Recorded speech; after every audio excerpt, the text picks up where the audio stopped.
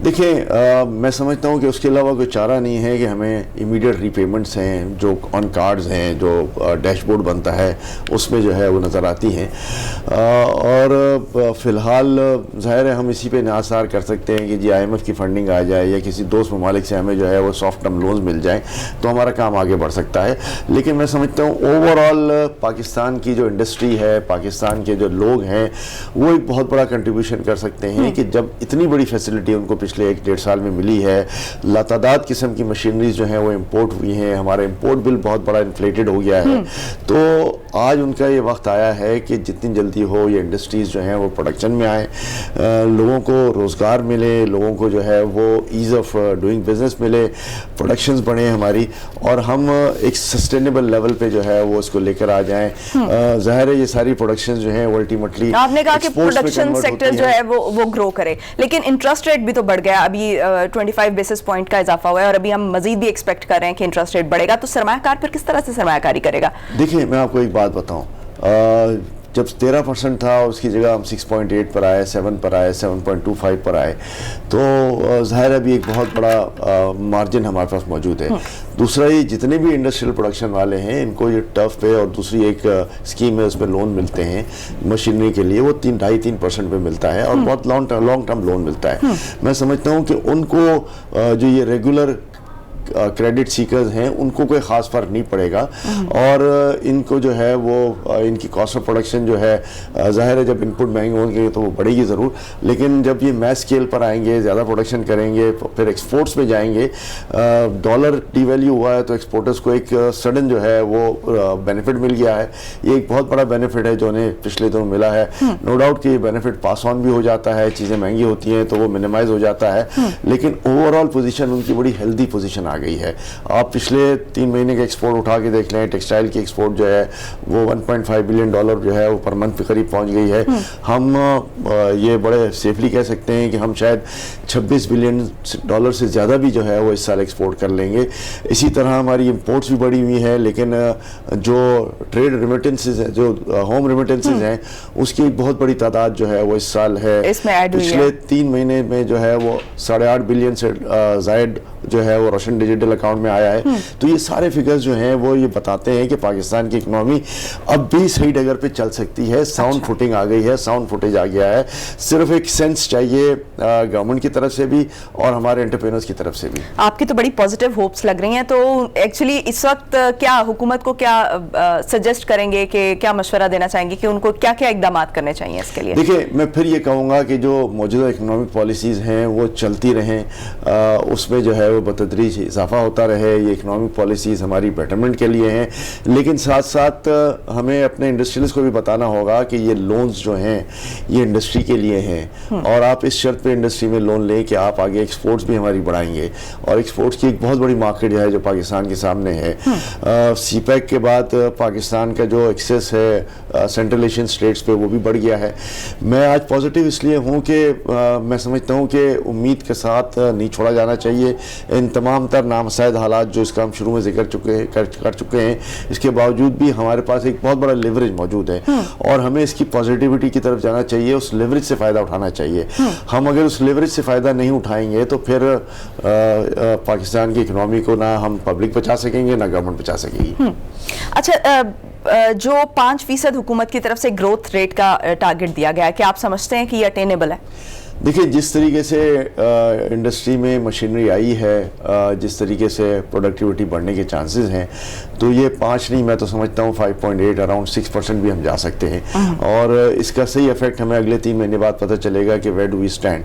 But وہ پہلے 3 مہینے جو ہے وہ حوصلہ افزا ہیں، اور میں سمجھتا ہوں کہ بتدریج جو ہے وہ ہم اس کو بڑھاتے جائیں. اس کے باوجود بھی کہ پیٹرول پرائسز اتنی زیادہ بڑھ گئی ہیں اور بجلی کی قیمتیں بھی بڑھ رہی ہیں، اور جو پولیٹیکل سچویشن ہے وہ بھی آپ کو پتہ ہے کہ سامنے کسی بھی وقت بھی کچھ بھی ہو سکتا ہے، کیونکہ ہماری سیاست جو ہے وہ تھوڑی سی آپ کو پتہ ہے کہ اور معیشت پر اس کے ڈائریکٹ اثرات ہوتے ہیں. تو تب بھی آپ ہوپ رکھتے ہیں کہ اگلے 3 مہینوں میں کچھ صورتحال بہتر ہونے جا رہی ہے؟ ہمارے پاس ظاہر ہے اس میں کوئی میں چھپا کے بات نہیں کروں گا کہ پولیٹیکل سچویشن بھی جو ہے وہ ڈائسی لگتی ہے، لیکن گورنمنٹ کی طرف سے بھی ایشورنس ہے کہ ایشو ہمارے ریزالو ہو جائیں گے، تو ہمیں گورنمنٹ کی بات کو ٹیکن فور گرانٹیڈ لے لینا چاہیے کہ جی ایشوز انشاءاللہ ریزالو ہو جائیں گے، نمبر 1۔ نمبر 2، جو ہماری اگر آپ مہنگائی کی بات کر رہے ہیں، پیٹرول پرائسز کی بات کر رہے ہیں، تو ساری دنیا میں یہ آ رہا ہے۔ آج اگر ڈالر $85 جو ہے وہ آئل کراس کر گیا ہے، تو صرف پاکستان کے لیے نہیں، سب کے لیے ہو گیا ہے۔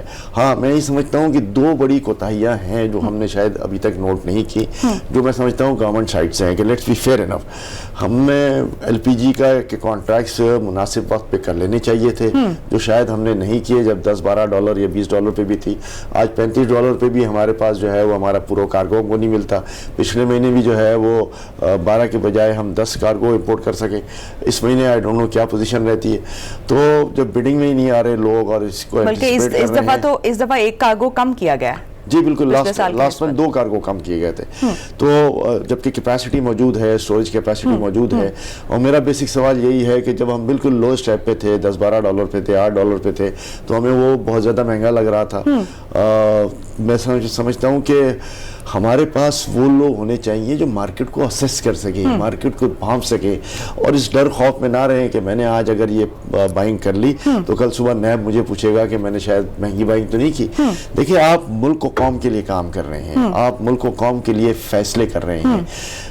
اگر آپ کی نیت اچھی ہے تو میں سمجھتا ہوں کہ دنیا کی کوئی طاقت جو ہے وہ آپ کو نقصان نہیں پہنچا سکتی۔ آج ملک و قوم کے لیے آپ نے کام کرنا ہے تو بولڈ ڈیسیجنز لینے ہیں، صحیح وقت پر بائنگ کرنی ہے۔ اگر آج ہم $10-12 میں لے لیا ہوتا ہم نے ہمارے کارگوز، تو آج یہ $35 کی تو کیا آپ کو کیا لگتا ہے کہ کہاں پر کمی ہے ایکچولی، کہاں پر جو ہے یہ مسئلہ درپیش ہو رہا ہے؟ کیونکہ کیا آپ سمجھتے ہیں کہ جو پچھلے سال سچویشن ہوئی وہی سیم سچویشن جو ہے وہ نیکسٹ ایئر ریپیٹ ہوئی، اس کے بعد اب اس سال پھر دیکھ رہے ہیں کہ ریپیٹ ہونے جا رہی ہے؟ میں گیس کے معاملے پہ، LNG کے معاملے پہ بات کر رہی ہوں، تو کیا حکومت جو ہے وہ اس کو فورس ہی نہیں کر پا رہی یا کچھ معاملات اور ہیں؟ دیکھیں، میں نے آپ کو جیسے پہلے کہا، ڈیسیشن میکنگ ہماری بہت پور ہے۔